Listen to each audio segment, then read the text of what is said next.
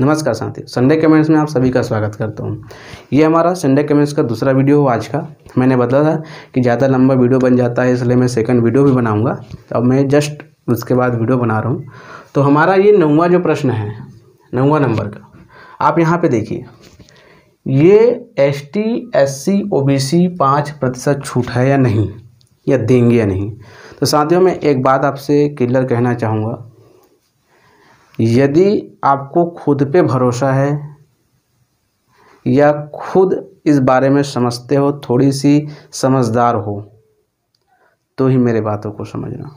क्योंकि मेरे पास ऐसे ऐसे कॉल्स आए हैं कि एक बार तो मुझे सीधा धमकी भी दिया गया था कि आप ऐसी प्रकार से बोलते हो, आपको हम जेल करा देंगे या आपके खिलाफ़ हम केस करेंगे, आप इस तरह से नहीं बोल सकते। भाई, यदि आप विज्ञान सहायक शिक्षक हो, अब आपका 50 नंबर आता है तो आपका कैसे हो जाएगा।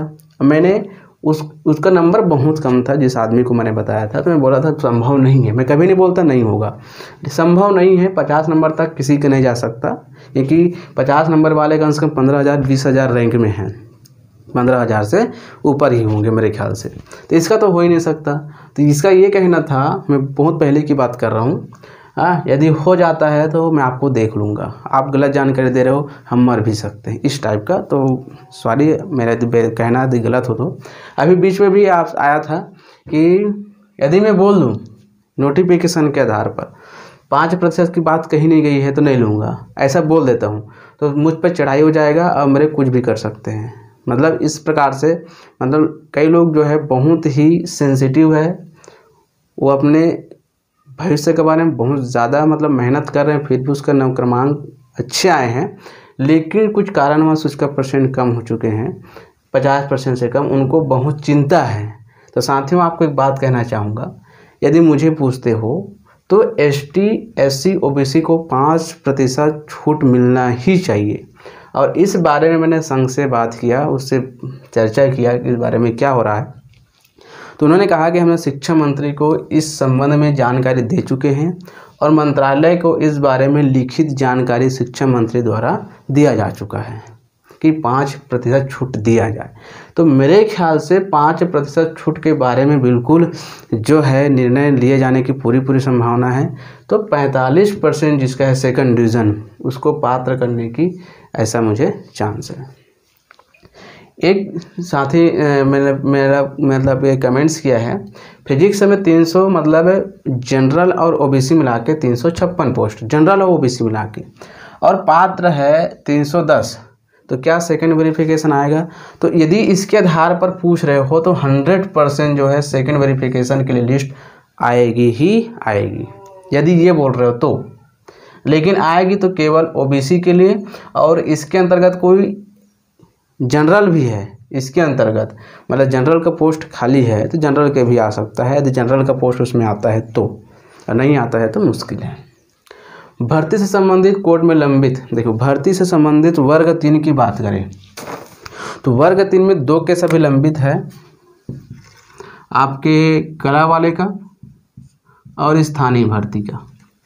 कला वाले अभी कोर्ट में लंबित है, कला वाले भी मतलब एक साथ भर्ती लिया जाए, इस प्रकार से याचिका दायर किया गया है। और स्थानीय भर्ती में स्थानीय भर्ती होना चाहिए, इस संबंध में अभी है। तो साथ ही ये हो गया। और अभी देखा जाए तो वर्ग 2 में अभी चर्चा चल रही है डिग्री डिप्लोमा के बारे में, लेकिन वो जो है पात्र जैसे लिस्ट निकलती है उसके बाद ही कहा जा सकता है। लेकिन देखा जाए तो अभी केवल और केवल जो है वर्ग 3 के लिए मतलब 2 कोर्ट लंबित है, और इसके लिए स्थानीय भर्ती वाले क्षेत्र में स्टे भी लगा हुआ है।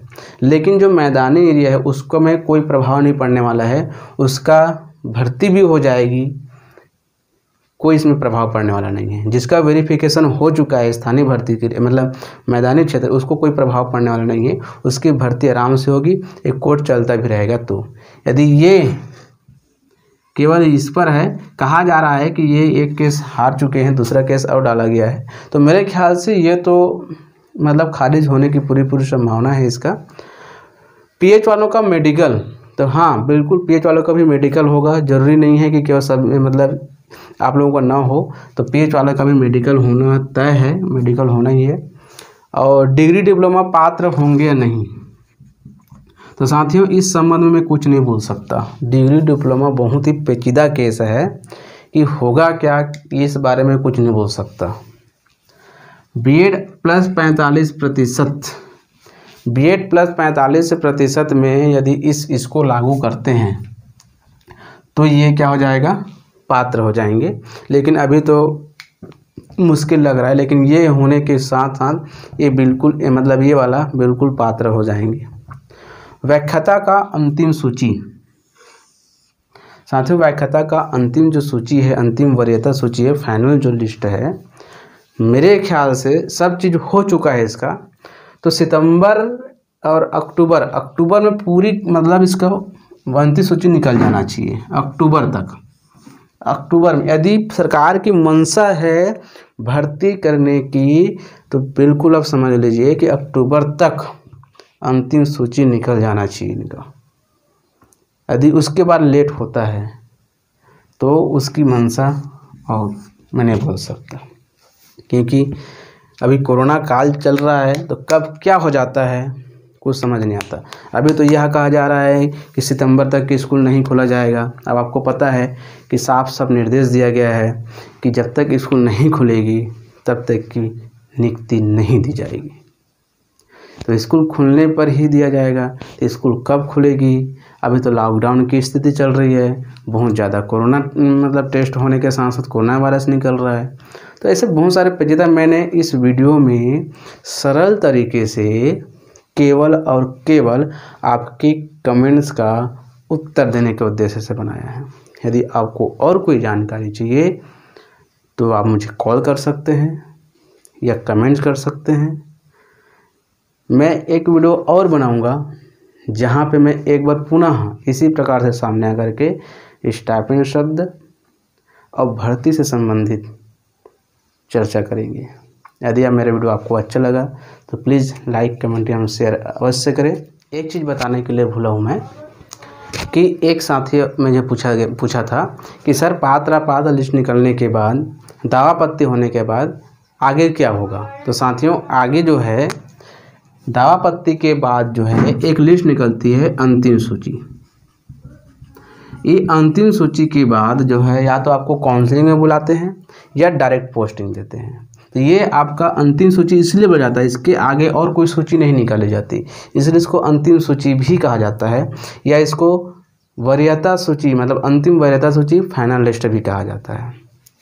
तो आपके और कोई लिस्ट निकलेगी तो व्याख्याता का केवल और केवल अंतिम वरीयता सूची अंतिम सूची निकलना बाकी है, उसके बाद डायरेक्ट पोस्टिंग। तो देखते हैं कब तक क्या होता है। साथियों आज इतना ही, थैंक यू।